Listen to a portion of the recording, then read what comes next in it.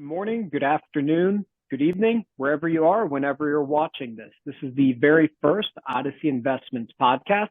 My name is Ismail Madni, and I'm pleased to be joined with Tony Crist today. Hello. Just to introduce Tony, a man I've known for many years, a mentor, someone I've paid close attention to.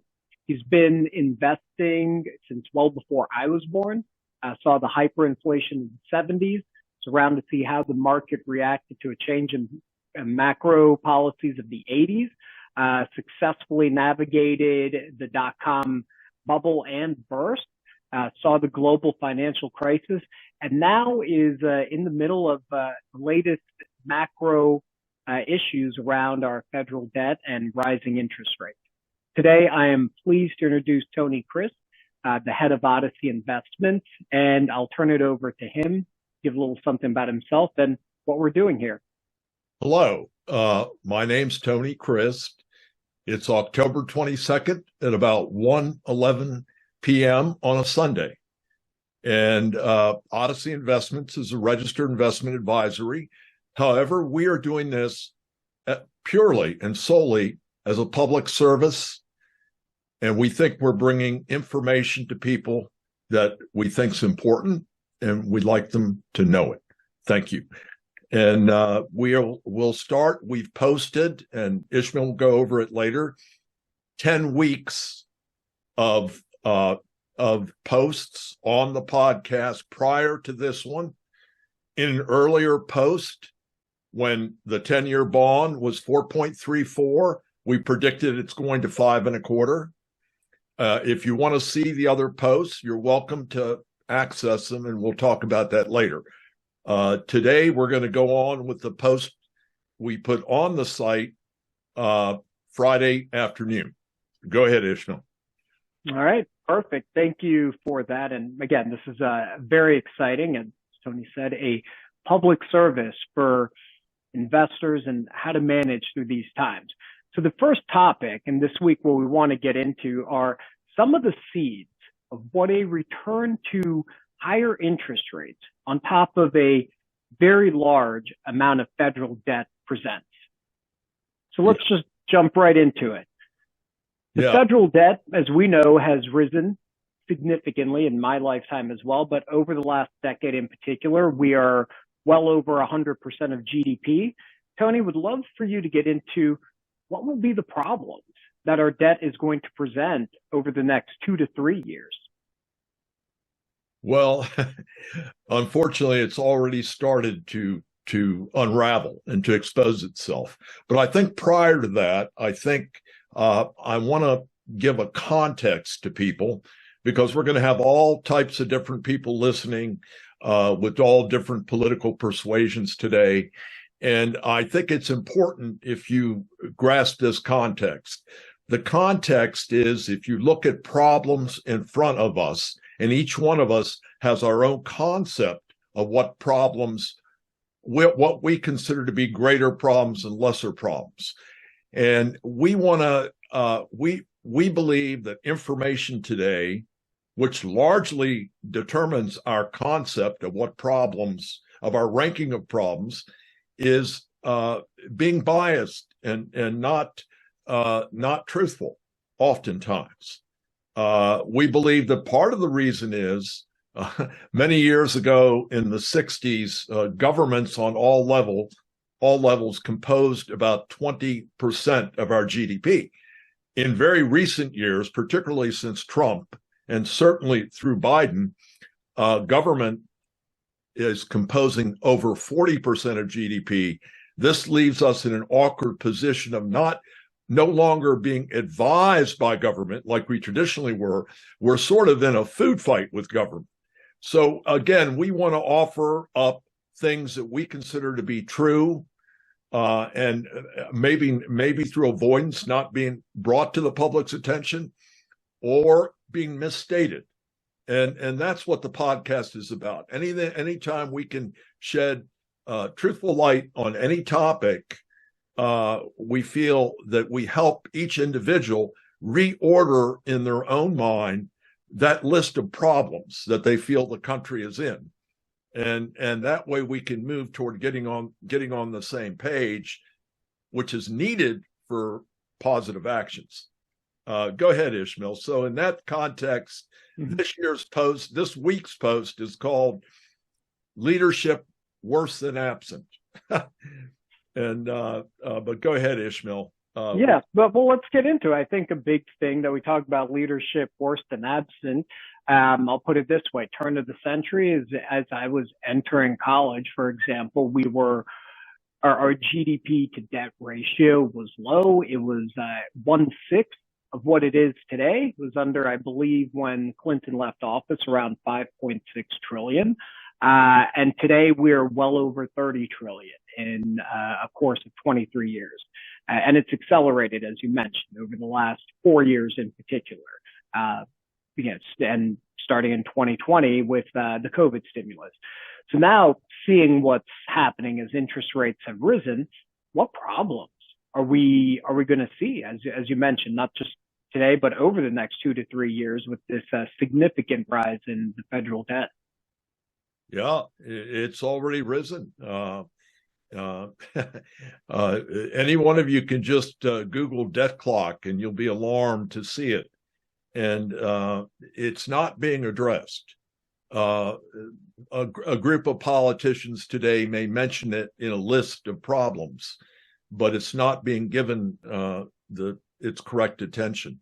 And the tragedy is, if we don't act on it soon, pretty soon we're not going to have the choices. And our choices, I might add, are limited right now.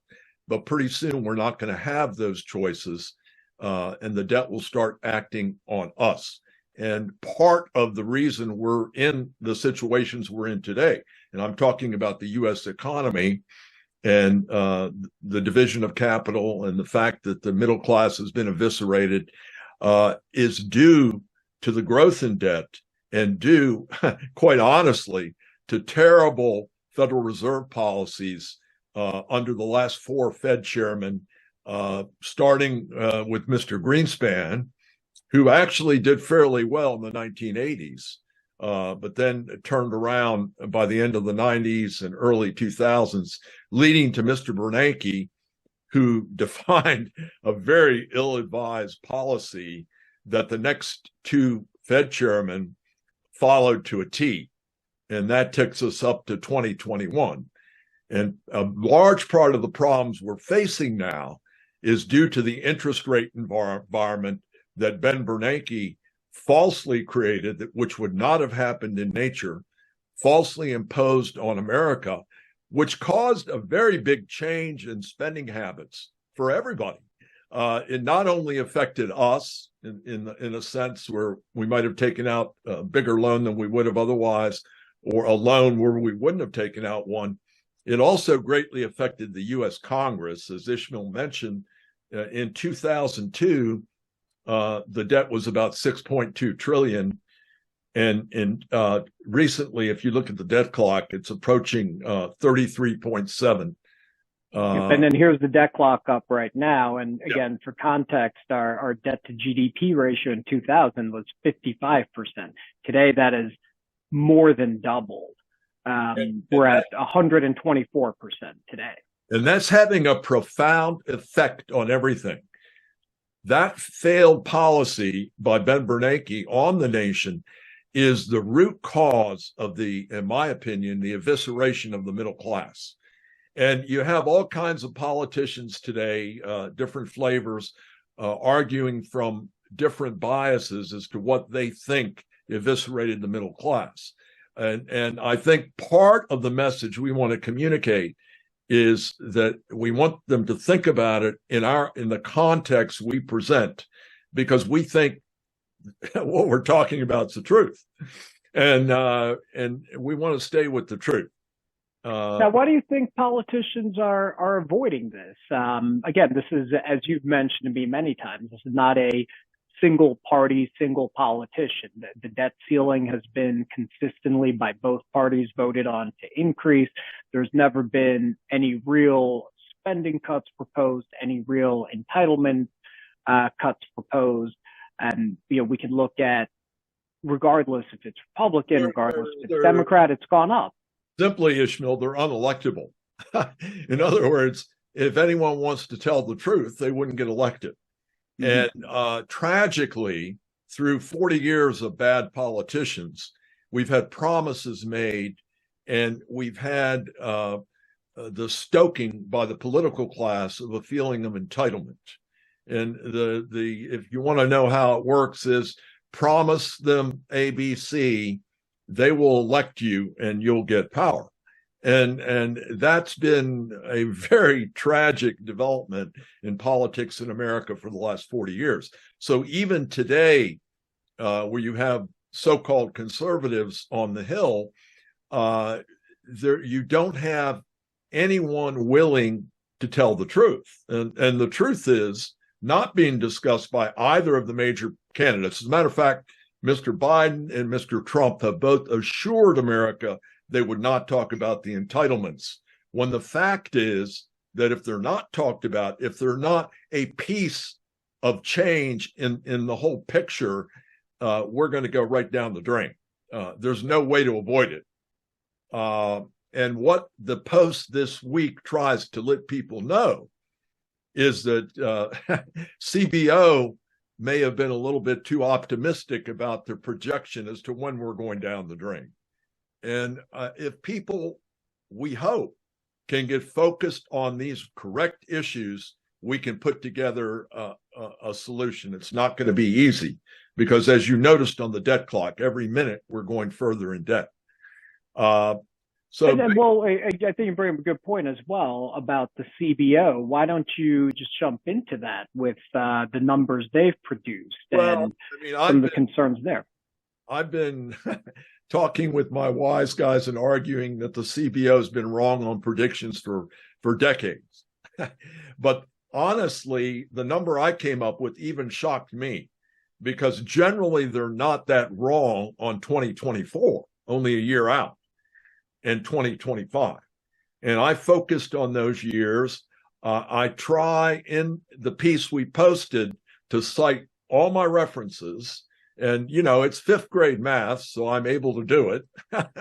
And so would you. And generally, they're not this wrong. They have a history, all the government agencies that attempt to predict, and being totally wrong. But like I said, not this soon. But I was going to say, I recall, again, coming out of college, the CBO projecting surpluses over the next decade, and we saw the exact opposite as well. And to your point, the brief surpluses we experienced in the 90s weren't due at all to politicians, although a list of them, everyone from Newt Gingrich to Clinton to Al Gore, were taking credit. They were due simply to the great productivity we experienced from the internet, which came in around 94 and went up to 2001 and jumped labor productivity from a long-term average of 1.3 to almost 3.5, 3.6, which we never experienced, not even in my life. And that's what created it. And tragically, then productivity sunk back down below the average during Bush's term, and stayed below the average all during Obama. And went up a little bit with Trump, back down now. So we're below average, although it can jump quarter to quarter. I'm talking about multiple year averages. But so anyway, if we don't focus on this, nothing's going to matter. Every regime, every empire failed for the same reason. You can go back and look at Rome prior to their fall. You can look at the Byzantines prior to their fall. You can look at the Ottomans, and they had huge problems with their currency, with the value of their money.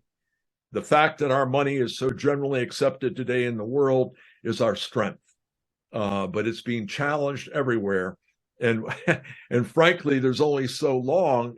I think the fault's going to rest with us, not the Chinese, not the Russians, not anyone else. I mean, we're backing it with debt, and we're backing it with more debt. And And I think that's again who issues debt here and how we print money, and we've spoken about this as well. There seems to be fault from many actors, and again we talked about the politicians and just spending, and none of them willing to be honest, as you mentioned. But going back to the Federal Reserve, if it is responsible, are its actions that it's taking today to raise interest rates in our best interest? And over the last 20 years, when we've had historically low interest rates, to the point Well, where we were buying houses for 2.5% just 3, 4 years ago, was that good or bad? How do you tie what Jerome Powell's doing Well, that today? was a good. It allowed many Americans to own mortgages, but you have to look at the flip side of it. The government was buying the mortgages through Fannie and Freddie, and now the government sustained huge losses that will have to be spread among many people that didn't get the 3% mortgages. So there was a loss to that. I mean, you can't fiat money has a value, and the article, the Post talks about it, and that's the interest rate. You can't have a government quasi-government agency like the Federal Reserve. There's nothing federal, and there are no reserves, incidentally. Come out and start manipulating the price of money and printing money and deceive yourself that you're creating wealth. You're not. You may be kicking things off to the future, which we've done, but you're not creating wealth. So here we are, and we're at a critical point. And there's an old adage, when you're in a hole, stop digging. Put down the shovel. Well, no one in our political class gets that message. Just this week, we're talking about another 100 and some billion in spending for righteous causes. Don't get me wrong, but still, although when they lump things together, which traditionally legislators never did, it's sort of, you lose the clarity of what you're spending on. But that's not, back to this issue. We're concerned that the interest carrying cost on the debt, which I found recently jumped from 2 years ago, a low of 1.6%, 1.6 on the whole debt curve, to a very recent, a few months ago, to 2.9%, is headed to over 3%. And we can see the impact here. We're at 670 billion being paid interest on our debt right here, going back to our debt clock. There's a couple of noteworthy things. Again, let's take our fifth grade math out. If we're paying people to hold our debt 3% and we've got over 30 trillion, we're almost at $1 trillion in debt. 3 times 3, right? Yep. Well, right now, the Congressional Budget Office is predicted in June that next year we'd have a 745 billion debt. And I was a little surprised, and I would like any one of our viewers that goes over my numbers and my sources, please point out to me, because I'm a little mystified how they could have botched it that bad. By about $1 trillion. Generally, It takes them 3 or 4 years to botch it. They have a perfect record. They've never gotten anything right. Never. Anything that a government agency predicts is 100% certainty to be wrong. It's just, it usually takes more time. It's usually when they're projecting out 5 or 6 years.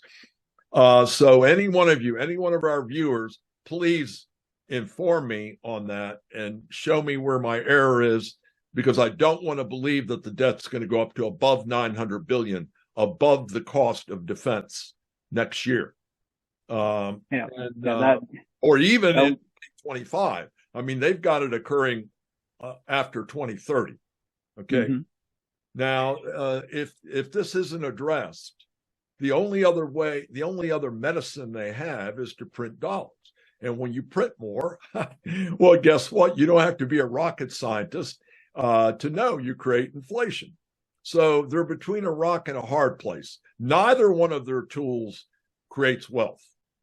It creates the illusion, the appearance of wealth in the short term, but there's a cost. You're deferring the cost, and we're sort of sticking it on Ishmael's generation, the cost, because I'm not going to be around in another 20 years, likely, although planning like I You was. never know. Well, I mean, we see where Buffett and Charlie Munger are. So with that, as an investor and what you've seen, what are some actions today that you think an investor can take, that you're taking, that Odyssey is taking, just understanding that our debt is rising faster than expected, the interest on the debt is rising faster than expected, and right now there's no end in sight to either of those phenomena.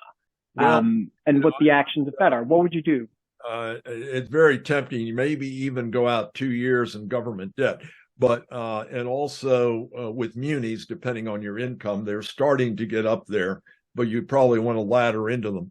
But more than that, the tremendous amounts of government investment that have yet to occur in America are starting to unfold, and they're presenting a couple of sort of interesting stocks. But overall, when you have the Fed in the posture of letting the debt run off its balance sheet, that shrinks the amount of money out there. And there aren't as many parties buying our debt. So let's go back to the 1970s, an old term called crowding out, and let's go visit that.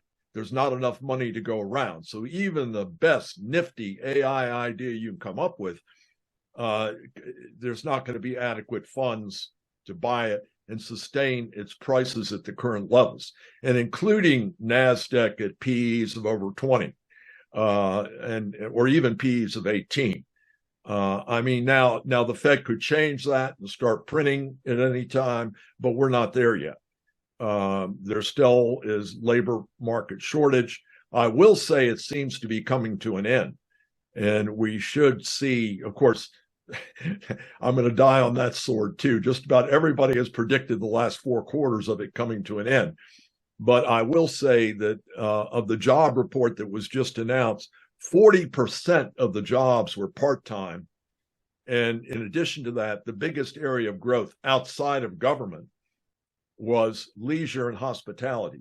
And they are the kind of jobs that appear very quickly and disappear as quickly. So if there's true slowness by the end of the fourth quarter, and of course the Mideast is another area. So really we're coming back into a world where interest rates are going to start to dictate the returns, I think, over the next 2 to 3 years, and with the possibility of looking very carefully at some of the investable assets inside America. So, but that's not. But the important takeaway to this is, if in fact, our government agency is misstating the amount of interest we're going to pay on the debt by 2025, call your congressman, tell them. I mean, some kind of way, these people have to get on the right page quick, because they're walking a plank with this debt. And every one of them is just talking about where to spend and how much. I think it wasn't encouraging that they're struggling with, but they're not doing an omnibus bill. An omnibus bill was started back in the late 90s by Newt Gingrich, but at a time we had a surplus. And it throws all the federal agencies together in one bill, and God knows what else is in with it. And then it's approved. And usually they delay it long enough so it's not approved till like Christmas Eve, another joke. And they should be watched. And it's good that a few of our representatives are calling to do each agency separately. At the very least, it gets out all the noise out from all the other stuff that they sneak into the bill. So, which is how it used to be done, as you stated, until the late 90s. Yeah, it's been happening by omnibus bills, I think, for 26, 27 years. It's crazy, particularly when we don't have any money. It's like a blind lottery on spending. And you know, any one of you, Democrat or Republican, that has to look at their checkbook every month and do their bills has to appreciate that this is not the way to run a country. So anyway, with that said, we welcome you to the podcast. We don't want to take up too much of your Sunday. We're going to be back next week. We invite you to come to the website, odysseyyinvestments.com. And when you get there, my posts are under the word consensus with a line drawn through it. That's sort of a contrary consensus, but it's to the intent isn't to be cynical. The intent is to inform people about what we think is not being covered today. There's so many biases out there today. And again, I more than welcome anyone to challenge anything we're saying. We will correct it on air, no problem. All we want to do is get to the truth, because we feel that's the only way out, is for Americans to rise up and understand the truth, inform their knucklehead politicians, or get rid of them and quickly, and get to a solution. So thank you so much. Have a blessed Sunday. Ishmael, thank you. And we look forward to, I will mention one last thing. I'm a Greek Orthodox. My father was an immigrant survivor of the Christian Holocaust in Turkey. And Ishmael is a Muslim from Pakistan. So we have 2/3. We got to find a Jewish guy, and we'll have the whole Middle East solved here. But anyway, that's going to be for a later talk. The main thing today is if the Congressional Budget Office is that off on the numbers, people should be aware. God bless you. Have a good day.